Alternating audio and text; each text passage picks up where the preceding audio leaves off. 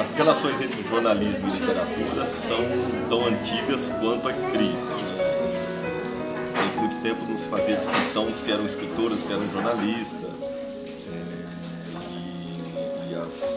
É só a partir da profissionalização da atividade de escritor e da profissionalização da atividade de jornalista, a partir do século XVIII, é que costuma se separar depois entre literatura e jornalismo, entre escritores e jornalistas. E começa a emergir uma narrativa de não ficção, baseada em fatos, muito forte, sobretudo nos Estados Unidos, e essa é uma das grandes tradições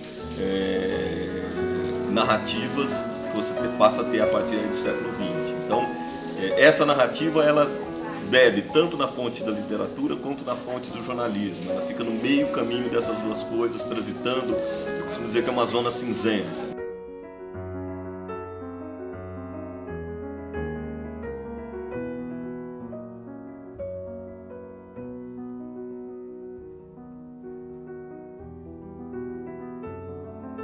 A linguagem jornalística do jornalismo diário é uma camisa de força.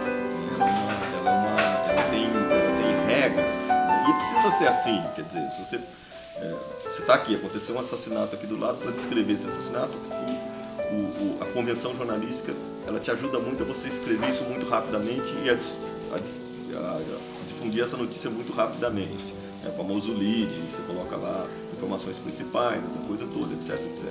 Mas é uma camisa de força e é uma convenção. Você pode, dois jornalistas olhando a mesma coisa, certamente seguindo a mesma convenção, mas vão produzir coisas diferentes.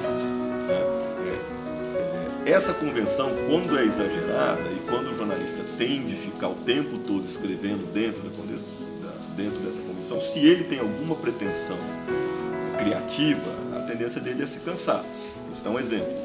Italise trabalhava na redação do New York Times. O New York Times, que é um dos jornais mais bem escritos do mundo, mas ele não aguentava mais aquilo, jeito de escrever para o jornal. Então ele sai para poder fazer as matérias e escrever com mais liberdade do que ele achava que tinha na redação do New York Times.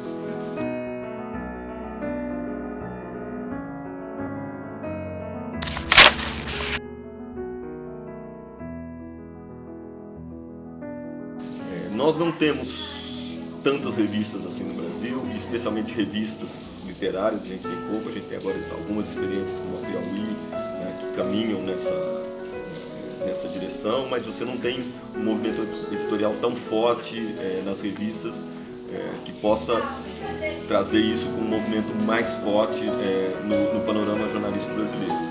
Por outro lado, as editoras também não têm recursos no Brasil para fazer o que se faz nos Estados Unidos, que é bancar a reportagem, bancar o período de pesquisa, essa coisa toda que um jornalista muitas vezes faz. Ele para de trabalhar, o processo mergulha totalmente na pesquisa, nas entrevistas, essa coisa toda para fazer um livro, às vezes leva 2, 3, 4 anos fazendo isso, e aí ele faz o livro direto, ele não faz nem a matéria para a revista, ele faz o livro direto.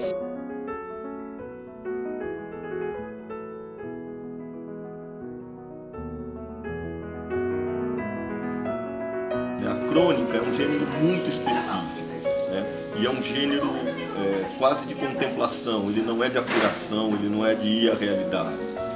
A crônica é um gênero de observador. Isso nós somos bons, nós temos uma tradição desde o século XIX de grandes cronistas, essa coisa toda. Mas o cronista não é o cara que vai entrevistar, não é o cara que vai, como se diz nos Estados Unidos, não vai ralar, não vai bater perna, ele não vai correr atrás dos fatos, essa coisa toda. Ele está escrevendo seu ponto de observador. É um trabalho diferente do trabalho de jornalismo mesmo, mesmo do jornalismo literário, porque uma das características essenciais do jornalismo literário é o trabalho de apuração.